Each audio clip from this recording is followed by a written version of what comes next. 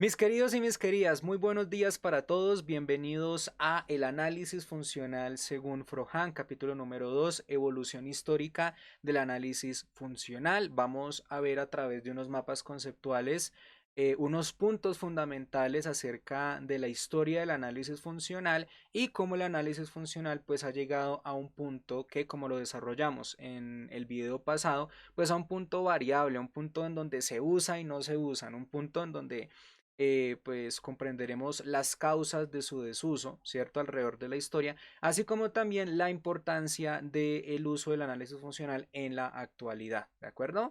Entonces, espero les guste mucho este video, lo organicé a través de pues mapas conceptuales para que la información quedara un poco más sobria, un poco más objetiva, un poco más precisa y claramente un poco más organizada. Yo me imaginé todo esto en diapositivas y dije, no, mejor mapas conceptuales para que pues nos guiáramos mucho mejor en esta evolución histórica. Así que sin más, empiecen a listar sus esferos, sus cuadernos y vamos a comenzar.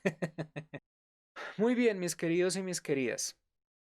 Vamos a comprender la evolución histórica del análisis funcional a partir de este cuadro conceptual que he desarrollado basado en el capítulo número 2 de el libro de Frohan. Vamos a empezar a comprender la evolución histórica del análisis funcional por este primer autor que estamos viendo acá, ¿vale? Por Mach. Mach fue un filósofo y físico que originó el concepto de análisis funcional.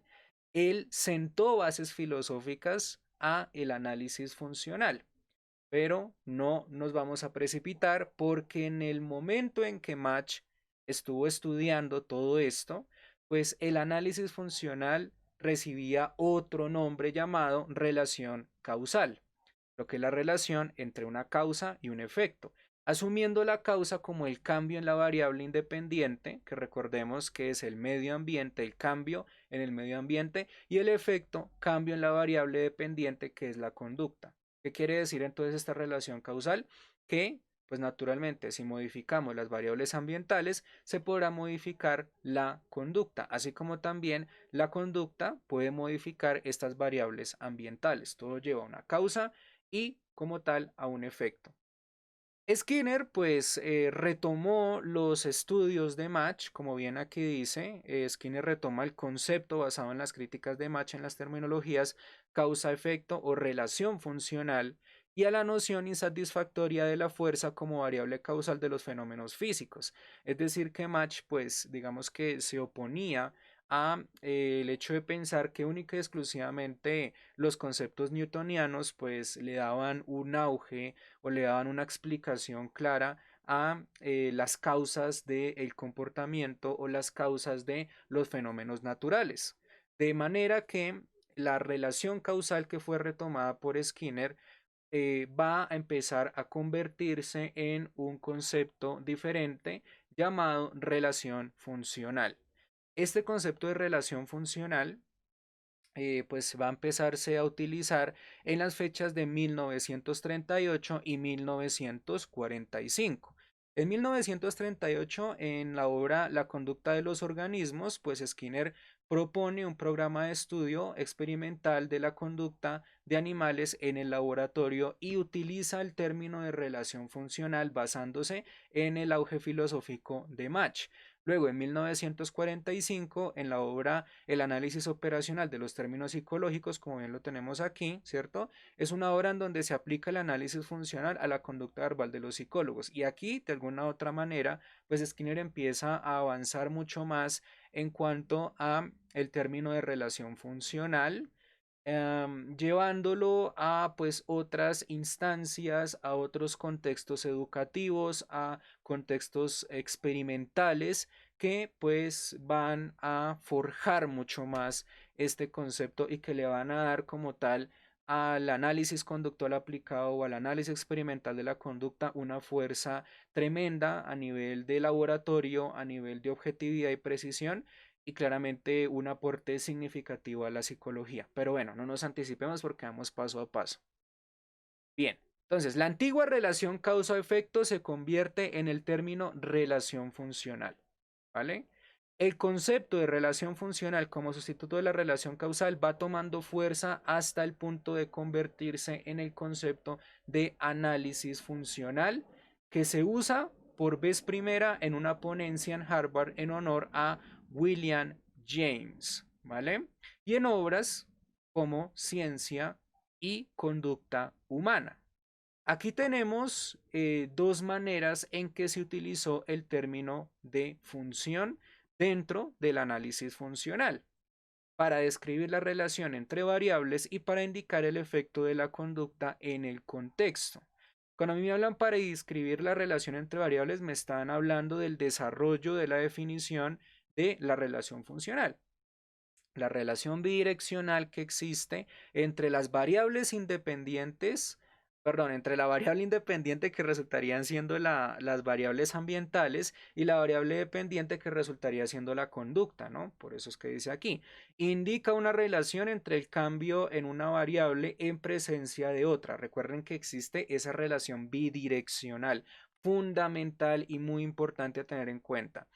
Y para indicar el efecto de la conducta en el contexto, es más que todo una manera de interpretar la función bajo el sentido biológico y evolutivo, ¿vale?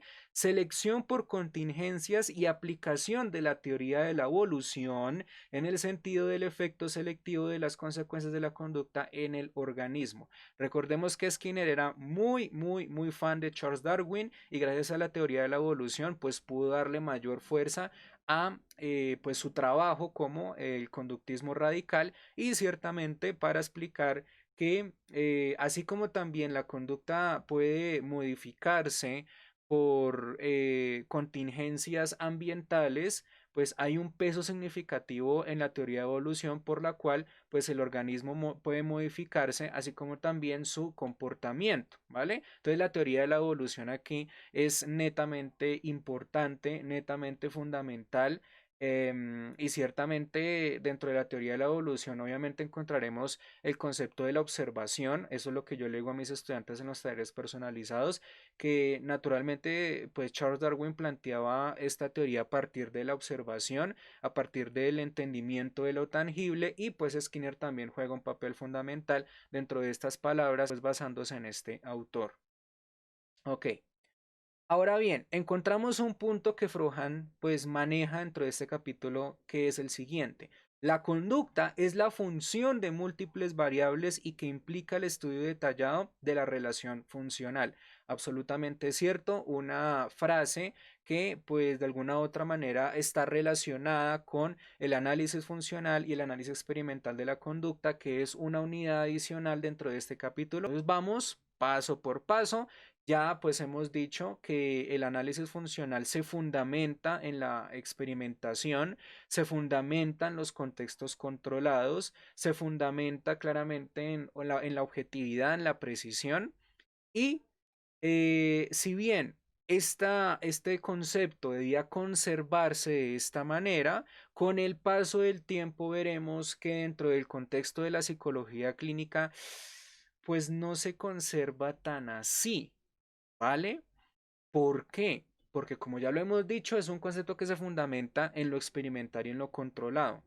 Y si bien se empezó a contextualizar en la psicología clínica en casos, pues ya sabemos como psicólogos que no todos los casos clínicos van a estar, y qué pena si resulto ser un poco ofensivo con lo que yo voy a decir, en cuatro paredes blancuzcas, así llenas de aparatos y mediciones. No. No, ustedes saben como psicólogos que nosotros encontramos cantidad de casos clínicos en donde difícilmente vamos a poder controlar variables, ¿no? Y esto en términos de paradigma del análisis funcional pues resulta ser tremendamente difícil, puesto que el análisis funcional fue diseñado para contextos controlados, contextos experimentales y de alguna u otra manera, si bien se ha usado en contextos no controlados, pues se establecieron diferentes puntos o diferentes, por así decirlo, tipos de análisis funcional para que pues estos tipos se asemejaran ¿vale? A las aplicaciones controladas, ¿cierto? Se asemejaran a un contexto experimental para llevar a cabo pues una medición y una precisión pues exacta a nivel de objetividad, ¿vale? Entonces, muy importante tener en cuenta el análisis funcional. Si bien se creó para contextos controlados, una vez retomado en el ámbito de la psicología clínica, con casos clínicos, pues como no todos los casos se pueden controlar, ¿cierto? No todos los casos pueden ser estudiados bajo el punto de vista experimental, pues se ajustaron al menos tres tipos de análisis funcional para que la esencia del análisis funcional no se acabara, para que la esencia permaneciera. Entonces, dentro del análisis conductual aplicado o dentro del ABA, Applied Behavior Analysis, se hicieron tres secciones fundamentales: el análisis funcional indirecto, el análisis funcional descriptivo y el análisis funcional experimental, ¿vale? Estos análisis funcionales indirectos, descriptivos y experimentales los vamos a estudiar a continuación. Por ahora, déjenme introducir que pues el análisis funcional dentro del ABA pues solamente tenía un sentido experimental en casos institucionalizados o tenía un sentido experimental en casos en donde definitivamente era necesario el contexto controlado. ¿De acuerdo? Muy bien.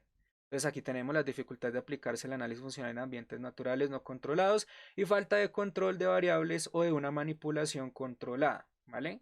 No es fácil la aplicación exacta del análisis funcional como herramienta experimental en casos clínicos y se requiere un ambiente controlado y experimental para la medición apropiada de variables, ¿de acuerdo? Entonces, he insistido como 3 veces en este aspecto para que en el contexto histórico ustedes comprendan una de las dificultades más grandes del análisis funcional, una de las dificultades más grandes en el laborioso trabajo del conductismo radical y que con el paso del tiempo, como bien lo plantea Frohan, estas dificultades fueron solventándose casi que al garete, ¿vale? Porque ya luego en el contexto de la psicología clínica vamos a ver que pues surge el modelo cognitivo-conductual y el modelo cognitivo-conductual resulta ser un modelo que empieza a aislar el análisis funcional, dejándose llevar más por fuerzas o por influencias del psicodiagnóstico, ¿vale? Entonces, ahí tenemos un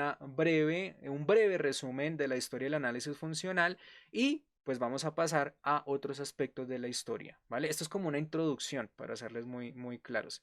Bien, vamos a ir a estas diapositivas y vamos a ver pues los tres tipos de análisis funcional, ¿vale? Las tres tipos de soluciones que intentaban pues contextualizar al análisis funcional en la psicología clínica de una manera pues que no perdiera su esencia. Dentro del análisis funcional indirecto, pues encontramos que pues la estrategia fundamental para que el análisis funcional pues no perdiera su esencia era a través de entrevistas.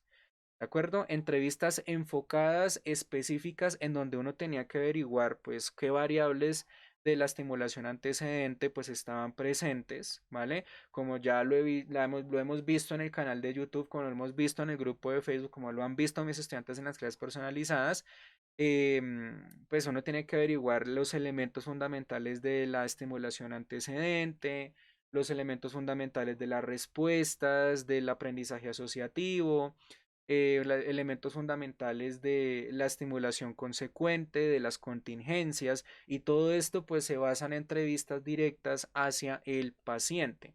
Pero ya sabemos que pues estamos hablando de un contexto en donde sí o sí, perdóname Skinner por decir esto, pues abunda la subjetividad y como tal no sería suficiente pues aplicar entrevistas, sino más bien pues sería apropiado, sería adecuado pues también observar y constatar, ¿cierto? Que lo que el paciente me está contando es lo mismo que lo que yo estoy pues viendo, ¿cierto? En el sentido completamente objetivo, ¿cierto? Y para que mi historia clínica y mi estudio observacional pues tenga un sentido, ¿vale? Tenga una fundamentación.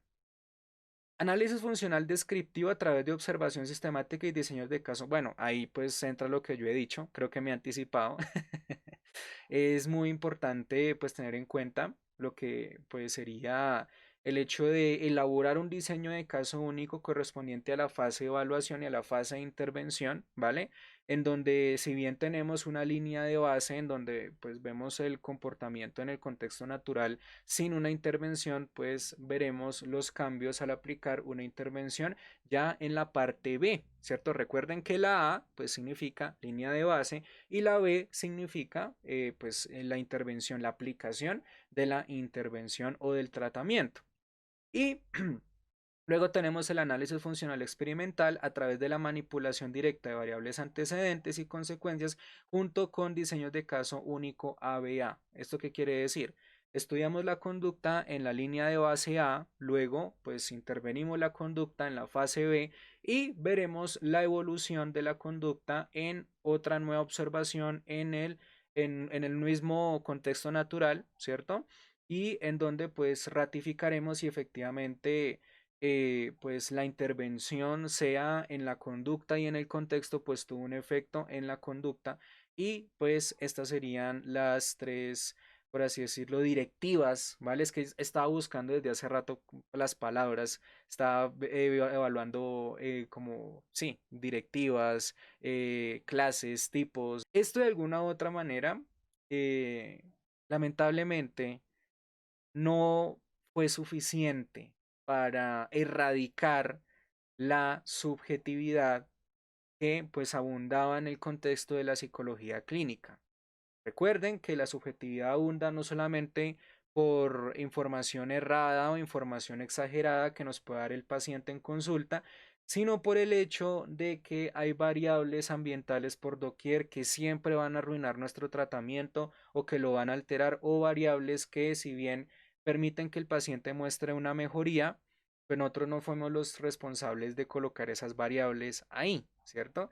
Entonces, de alguna u otra manera, el trabajo de la objetividad correspondiente al análisis funcional pues se iba desgastando y pues iba teniendo diferentes problemas justamente en ambientes naturales, y pues aquí lo refiere Frohan, dice diversidad de casos clínicos ambulatorios, falta de control experimental, y solo se aplicaba el análisis funcional en contextos controlados e institucionalizados enfocados en problemas del comportamiento, trastornos de desarrollo. ¿Esto qué quiere decir?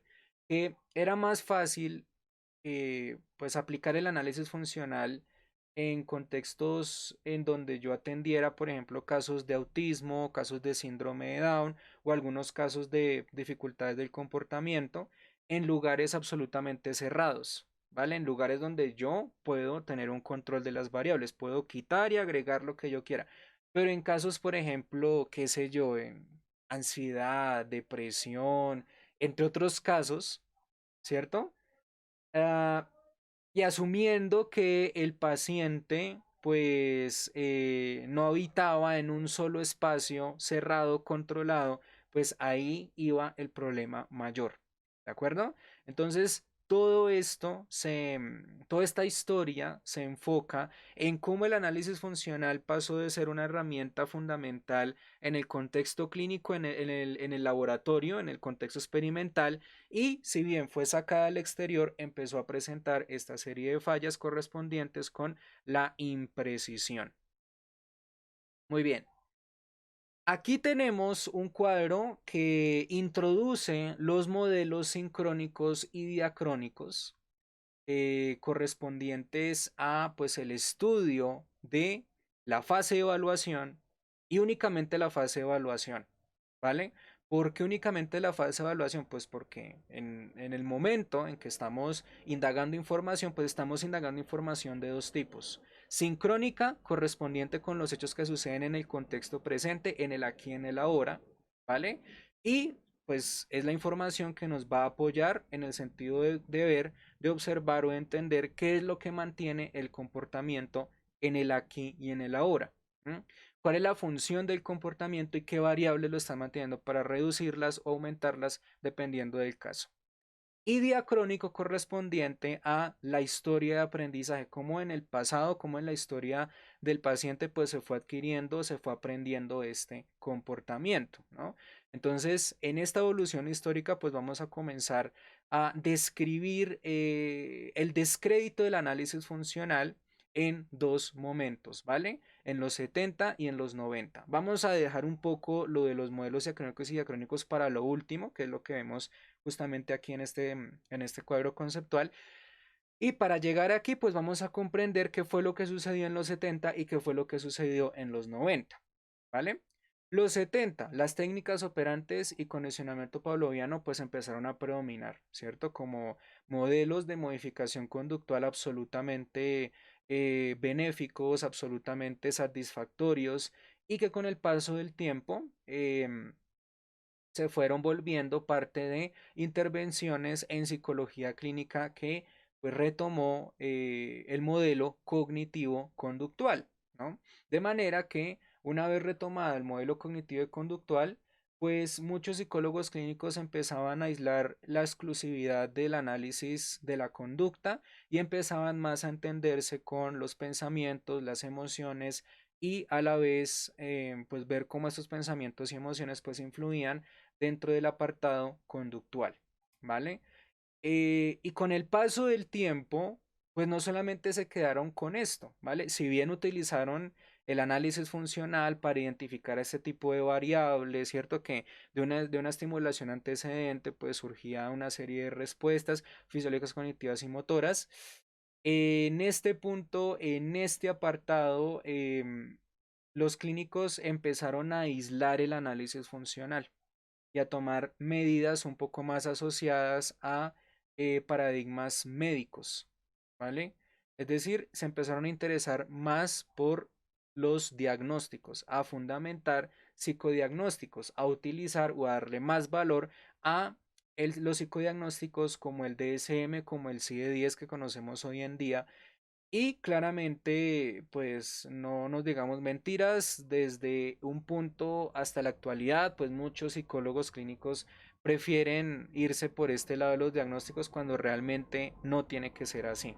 Recordemos que los psicólogos clínicos no diagnosticamos, trabajamos con seres humanos y optamos porque nosotros tengamos un trabajo fundamentado, ¿cierto?, en conductismo para reducir comportamientos asociados a los diagnósticos y por ende pues también podamos reducir el diagnóstico, ¿no? Aquí en esta época pues se optaba más por trabajar por el diagnóstico y por el diagnóstico que por la conducta correspondiente con el diagnóstico, y pues eso sí que estuvo mal porque empezó a tener como un giro esta historia un poco más reduccionista, y esto pues causó bastantes desventajas a la hora del uso de la comprensión del análisis funcional y de la comprensión de la conducta como tal, ¿no? Entonces, sí, lamentablemente hubo preferencia por el psicodiagnóstico que por el uso del análisis funcional, y entonces, digamos que a partir de esta época empezaron a generarse como dos épocas, dos épocas no, sino dos teams. Los psicólogos clínicos que optaban más por el análisis funcional y otros que optaban solamente por el psicodiagnóstico, ¿no? Yo me voy más por el del análisis funcional, carajo, ¿vale? Pero bueno, ese es un punto que hay que tenerlo en cuenta dentro de la historia. Luego, los 90. ¿Qué pasó en los 90? En los 90 en adelante, pues ya empezaron a adaptarse modelos sincrónicos y diacrónicos que pues le daban una solidez mucho más significativa a el análisis funcional, ¿vale? Que le daban mucho más importancia a indagar pues el por qué y el para qué de la conducta correspondiente con la influencia de variables ambientales. Encontramos dentro del contexto del modelo del análisis sincrónico a autores como López y Costa, voy a decir Acosta, no, López y Costa y Macía, Martín y Per en 1993 y 1996. 96. Ellos decían que el análisis funcional, más bien definían que el análisis funcional era la identificación de variables antecedentes y consecuentes que controlaban una conducta y el establecimiento de las relaciones entre esas variables y dicha conducta, que muy probablemente es una de las definiciones que más encontramos hoy en día, ¿vale? Y que de alguna u otra manera pues nos enseñan el valor sobre la relación funcional y claramente el valor de pues evitar puntos de vista totalmente reduccionistas o simplistas, estudiando solamente la conducta, sino dándole mucha más importancia a las variables ambientales. ¿De acuerdo? Dándole mucha importancia a las variables ambientales que en sí dibujan, ilustran, enseñan, no sé cómo decirlo, el contexto de estudio del psicólogo, ¿vale? Eso es algo muy importante. Nosotros no solamente trabajamos la conducta y ya está, sino la relación bidireccional entre la variable independiente y la variable dependiente o pues las variables ambientales y la conducta, ¿no? No me canso de decirlo, no me canso de decirlo, ¿vale? ¿Y en dónde? Pues en el contexto presente, ¿no? Recuerden que el modelo de análisis sincrónico estudia la conducta en el contexto presente, en el aquí y en el ahora. Luego le llegaron Haynes y O'Brien, ¿vale? En 1990, que pues propusieron una perspectiva bastante descriptiva asociando no solamente las variables del contexto presente, sino las variables del contexto pasado, ¿cierto? Asociando lo que era la historia de aprendizaje como una variable de estudio para comprender el porqué y el para qué del comportamiento, como lo tenemos en esta definición. Definieron el análisis funcional como la identificación de relaciones funcionales, causales, controlables, que se aplican a un conjunto de conductas específicas de un determinado paciente, ¿vale? Y el modelo de análisis diacrónico de ellos, pues, tuvo dos características más. Se puede considerar cualquier variable que esté funcionalmente asociada con el problema que se desea explicar y todas las variables, tanto del contexto presente como del contexto pasado, tienen un valor explicativo en la conducta de los pacientes. ¿De acuerdo? Bien, mis queridos y mis queridas. Esto pues tiene naturalmente una extensión que vamos a ver mucho más adelante, ¿vale? Y pues esta extensión de alguna u otra manera pues se asocia con el modelo de análisis sincrónico y el modelo de análisis diacrónico. Es decir, que en el siguiente video pues vamos a poder hablar mucho más acerca de esto, de una manera mucho más detallada, de una manera mucho más específica. Y pues así es como nosotros empezamos a comprender el descrédito, así lo dice Frohan, el descrédito de el análisis funcional desde un punto hasta otro punto. Sabemos que hoy en día hay cantidad de casos, hay muchos casos que se requieren intervenir y que en los mismos pues vamos a tener que seleccionar un punto de vista descriptivo para pues encontrar la causa del problema, ¿vale? Esto que dice Frohan de que pasó de ser una herramienta experimental a descriptiva no es que sea algo malo, ¿vale? Porque yo siento como si ella como que si se lamentara, como, oh, cómo dueles, venga, que cómo dueles, cómo dueles, cómo dueles, sí, yo sé, como investigadores, como digamos que eh, agentes de la ciencia, pues efectivamente que una herramienta tan cool, una herramienta tan objetiva, tan precisa, pues se haya desmeritado de esta forma.